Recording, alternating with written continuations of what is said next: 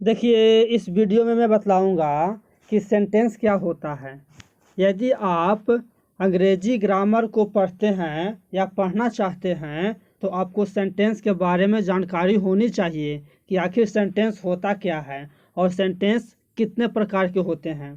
तो देखिए, पहली बात कि सेंटेंस क्या होता है ये मैं आपको बतलाता हूँ।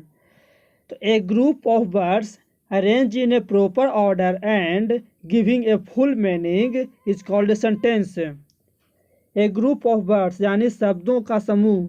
अब शब्द क्या होता है, जैसे हम लोग कहेंगे कि राम, तो RAM ये 3 लेटर मिल के जो एक वर्ड बना, इसकी को हम लोग वर्ड बोलेंगे यानी कि शब्द बोलेंगे।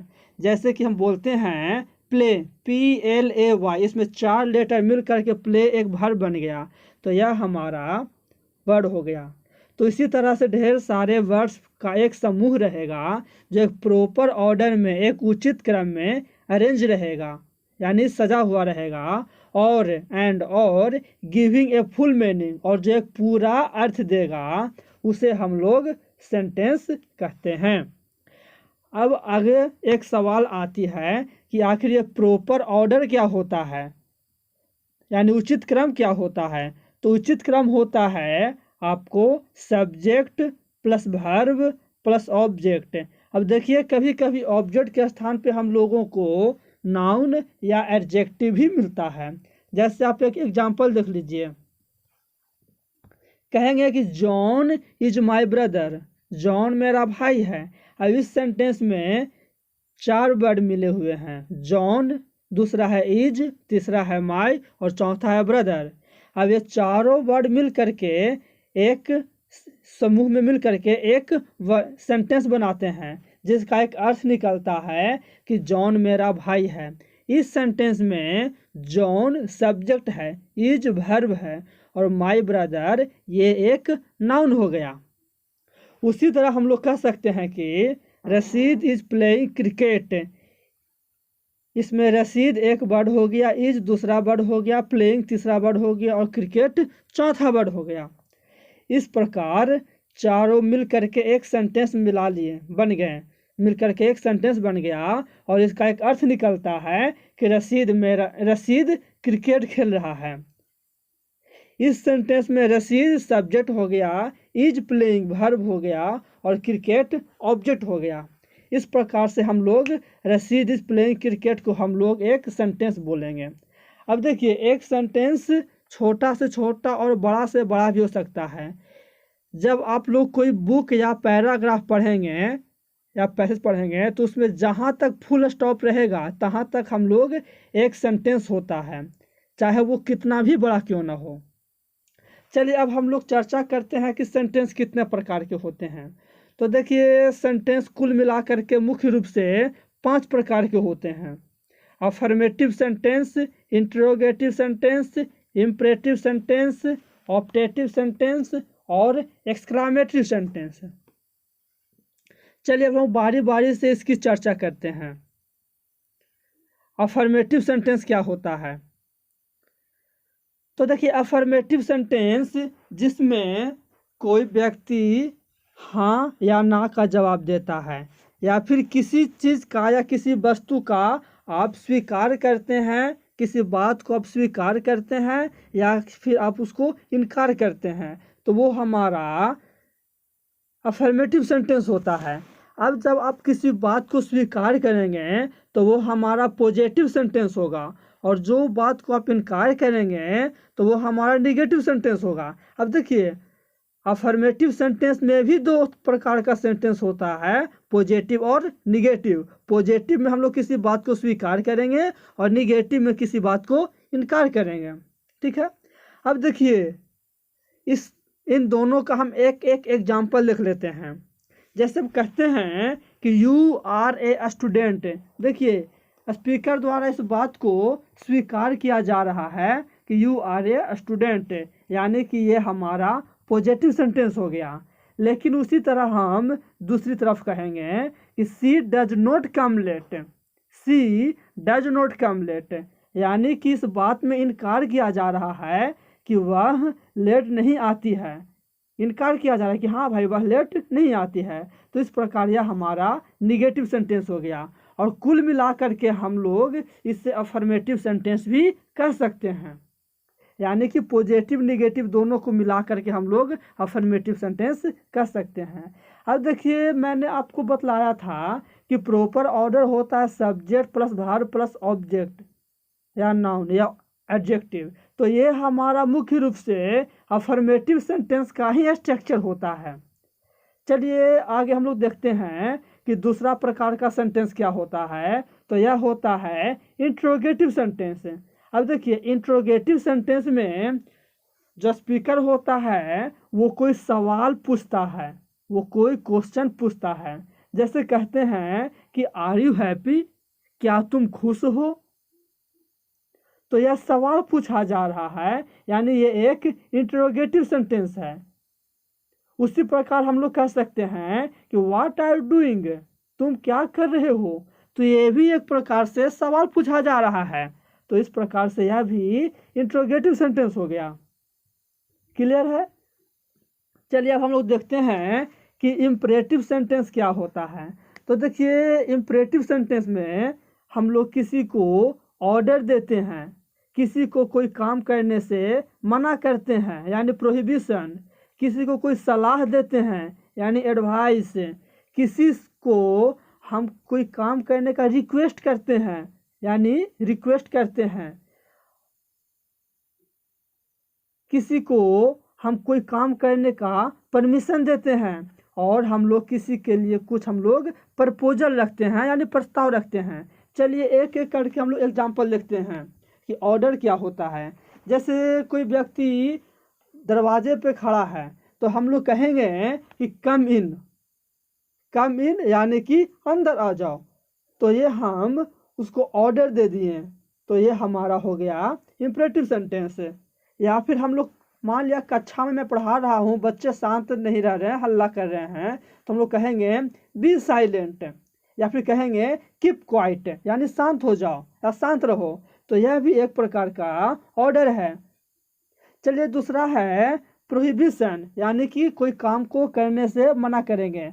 देखिए, जब बच्चे हल्ला कर रहे हैं तो उसको हम लोग दूसरी तरफ से बोल सकते हैं डोंट मेक अ नॉइस, हल्ला मत करो। तो यह हम डोंट यानी निगेटिव, और देखिए प्रोहिबिशन में निगेटिव रहेगा तब तो हम लोग कोई काम को मना करेंगे। उसी प्रकार हम लोग कह सकते हैं कि डोंट गो आउटसाइड, बाहर मत जाओ। तो यह भी हमारा एक प्रकार का प्रोहिबिशन हो गया। नेक्स्ट है एडवाइस, सलाह देंगे। तो एडवाइस में क्या होता है कि कीप द डोर शट, कृपया दरवाजे को बंद कर दिया जाए। अब देखिए, एडवाइस पॉजिटिव भी होता है और निगेटिव भी होता है। एडवाइस निगेटिव भी हो सकता है, जैसे कि हम लोग कहेंगे कि डोंट स्मोक, धूम्रपान मत करो, ये हम किसी को सलाह दे रहे हैं। तो ये भी हमारा एडवाइस हो गया। देखिए नेक्स्ट प्रकार का हमारा इंपरेटिव सेंटेंस होता है रिक्वेस्ट। अब देखिए, जहाँ भी हम लोग रिक्वेस्ट करेंगे इसमें हम लोग प्लीज़ का प्रयोग करेंगे या फिर काइंडली का प्रयोग करेंगे। प्लीज़ मतलब कृपया करके, और काइंडली का मतलब होता है दया करके। जैसे हम लोग कह सकते हैं कि प्लीज़ हेल्प मी, कृपया मेरी मदद कीजिए। तो ये हमारा रिक्वेस्ट हो गया। या फिर कह सकते हैं कि काइंडली लेट मी गो, दया करके मुझे जाने दीजिए। तो यह हमारा रिक्वेस्ट हो गया। अब रिक्वेस्ट सेंटेंस पहचानने का बिल्कुल आसान तरीका है, इसमें प्लीज़ या काइंडली ज़रूर से ज़रूर मौजूद रहता है। नेक्स्ट प्रकार का हमारा इंपरेटिव सेंटेंस होता है परमिशन। अब देखिए, परमिशन में हम लोग किसी से कोई काम करने का परमिशन मांगते हैं। जैसे कहेंगे कि let me go to play, कृपया नहीं होगा, let me go to play, मुझे खेलने जाने दीजिए। तो यह हमारा परमिशन हो गया। नेक्स्ट प्रकार का इंपरेटिव सेंटेंस होता है प्रपोजल, यानी किसी को कुछ प्रस्ताव रखेंगे। जैसे हम लोग कहेंगे कि let's go to the cinema, चलो सिनेमा चलते हैं। तो ये हम किसी को प्रस्ताव रखते हैं कि भाई चलो सिनेमा चलते हैं, सिनेमा देखने चलते हैं, let us go to the cinema. तो ये हमारा टोटल 6 प्रकार का इंपरेटिव सेंटेंस होता है। ये बात आप लोग याद रखिएगा। जब आप लोग वॉइस या नरेशन पढ़िएगा, जब हाई लेवल का वॉइस या नरेशन पढ़िएगा, तो वहाँ पे आपको imperative sentence, interrogative sentence, optative sentence, ये सब का वॉइस बनाना, नरेशन बनाने के लिए आता है, जो कि अति आवश्यक होता है। चलिए, चौथा प्रकार का हमारा सेंटेंस होता है ऑप्टेटिव सेंटेंस, इच्छा सूचक वाक्य। अब देखिए, इस सेंटेंस में हम लोग किसी के लिए कोई विश करते हैं, आशा करते हैं, होप करते हैं, ब्लेसिंग किसी को हम लोग आशीर्वाद देते हैं, कर्ज किसी को हम लोग श्राप देते हैं, अथवा प्रेयर करते हैं, किसी के लिए हम लोग प्रार्थना करते हैं। तो इस प्रकार का सेंटेंस जो होगा वो ऑप्टेटिव सेंटेंस होगा। और मुख्य रूप से यह सेंटेंस में से शुरुआत होता है, MAY में से शुरुआत होता है। जैसे कि हम लोग कहेंगे कि मे सी पास, वह पास हो जाए, तो यह हम उसके लिए विश कर रहे हैं, या फिर हम उसके लिए प्रार्थना कर रहे हैं कि मे सी पास, तो यह हमारा ऑप्टेटिव सेंटेंस हो गया। उसी प्रकार हम लोग कहेंगे कि मे यू बी हैप्पी, हम लोग किसी को आशीर्वाद दे रहे हैं, मे यू बी हैप्पी, तुम खुश रहो, तो ये हमारा ऑप्टेटिव सेंटेंस हो गया। उसी प्रकार हम लोग कह सकते हैं कि मे रवि डाई, रवि मर जाए, तो ये हम उसको कर्ज दे रहे हैं, उसको हम लोग श्राप दे रहे हैं, तो श्राप देने वाला सेंटेंस भी ऑप्टेटिव सेंटेंस होता है। क्लियर होगा? चलिए, और हमारा अंतिम प्रकार का सेंटेंस होता है एक्सक्लामेटरी सेंटेंस। एक्सक्लामेटरी सेंटेंस यानी विस्मयादि बोधक वाक्य।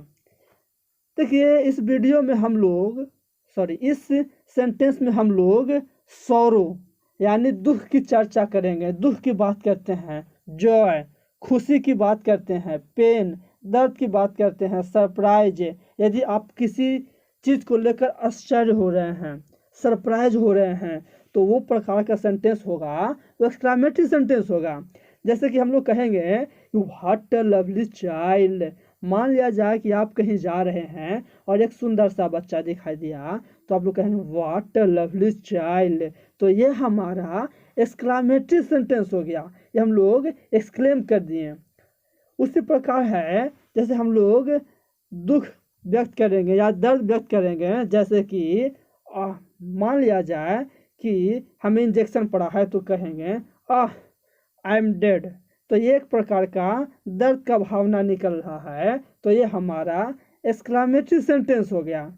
उसी प्रकार हम लोग कह सकते हैं हाउ ब्यूटीफुल अ गर्ल, यह भी हमारा एक सरप्राइज का बात है, समझे, सरप्राइज का बात है, तो यह भी हमारा एक्सक्लामेटरी सेंटेंस होता है। अब मान लिया जाए कि आप कोई क्रिकेट मैच देख रहे हैं, मान लिया जाए कि वर्ल्ड कप का फाइनल है 2011 वाला, उसमें इंडिया मैच जीत जाता है, तो आप लोग क्या कहते हैं, क्रिकेटर लोग आपस में क्या बोलते हैं, hip hip hurray, we won the match. इस सेंटेंस से हम लोगों को जॉय का बोध होता है। इस प्रकार से यह हमारा एक्सक्लामेटरी सेंटेंस होता है। तो इस प्रकार से हम लोग इस वीडियो में 5 प्रकार के सेंटेंस के बारे में चर्चा किए और सेंटेंस क्या होता है इसका भी चर्चा किए। तो इस वीडियो में फिलहाल इतना ही। यदि आपको हमारा वीडियो पसंद आए तो आप इसको ज़रूर लाइक कीजिएगा, और इस चैनल पर पहली बार हैं तो सब्सक्राइब जरूर कीजिएगा। थैंक्स।